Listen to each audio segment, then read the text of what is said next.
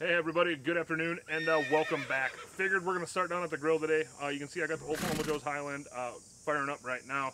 Pretty excited, haven't cooked on this thing in a while. So what we're going to be doing tonight is a reverse sear on a Tomahawk Ribeye. It's a little over 3 pounds. If you've watched this channel for quite some time, you know I love Tomahawk Ribeyes. But I figured we'll start out down here and I'm going to show you how I'm going to do it and how I'm going to set this grill up. So give me a minute here, I'll take you in a little closer and I'll just go over real quick on how I got the grill set up. Alright, well first things first, you can see I'm using a charcoal basket. We got her filled up with some B&B Hickory lump. Some pretty good stuff. I don't have any splits, and you know, I really don't want to put splits on here. So this is kind of nice that, you know, some of these Highland models come with this basket. So what I like to do when I use the basket is kind of just, I had one in there, but it already went out. But I got 2 charcoal starters in there, and I just like opening everything up and letting this burn for about 15 minutes or so. And then that way the charcoal gets going, and then that way I can bring this thing up to temp. So, you know, the main cook temp we're going to be shooting for today is anywhere in between 200 and 225 for the first part of this cook.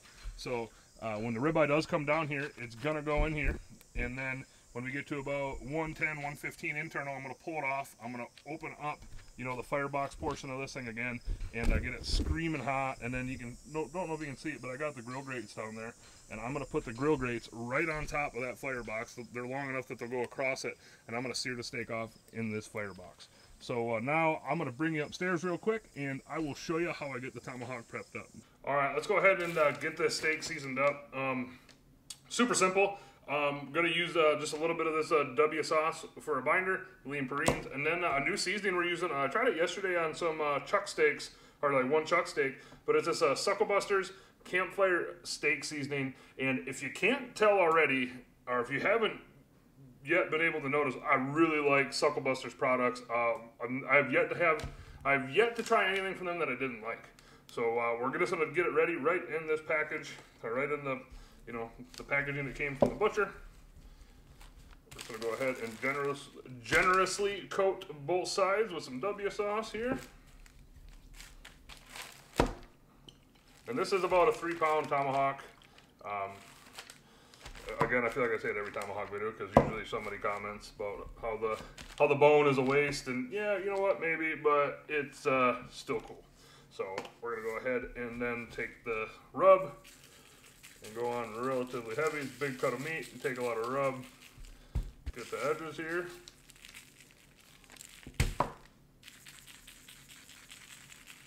And that's gonna be about good. So I'm gonna go ahead and pat this in, and I'm just gonna keep it right in the packaging that came in, and roll this all back up, and stick this back in the fridge till it's time to go on the grill. So we will pick back up when we're out there. Alrighty, this thing is up to temp. It's at about 208 degrees right now, so I'm gonna go ahead and throw the steak on. Just like that. I'm gonna go ahead and take a temp probe right in the middle, just like that. So we'll go ahead and close this thing down. The last thing I'm going to do is come over to the burn pot and take a couple chunks of post oak right here and just throw it right in. And besides that, this thing's good to go. I will probably pick back up here in an hour or so, so we'll see you then. Alrighty, so we are back, and it is time to sear this steak off. You can see that the firebox here is piping hot. So what we're going to go ahead and do is take the tomahawk and see if we can stick it right on there, and we're gonna let this go for about a minute and a half, and then turn it, and a minute and a half, turn it, and then yeah, you guys get the picture. But go ahead and close this thing down and set my timer, and I will give you a look here when I flip it. Alrighty, 3 minutes is up. Let's go ahead and give this thing a turn, take a quick peek at it. There she be. It is really hot in there, but I'm going to go ahead and do the same thing on this side, and then I will pick back up one more time when it's time to eat, so we will see you then. Alrighty, we are back, and it is time to eat real quick. Just take a look at that tomahawk. Looking really nice. I'm going to go over to cook times.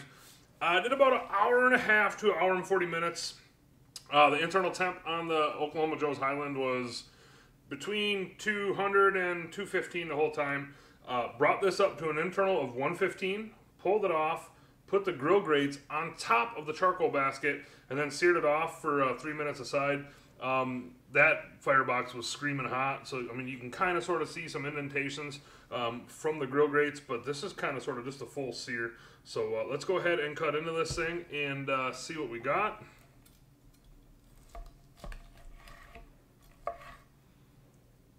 Good looking bone. And let's go ahead and just cut it right down the middle. Looking a little more medium than medium rare, but let's go ahead and try a slice.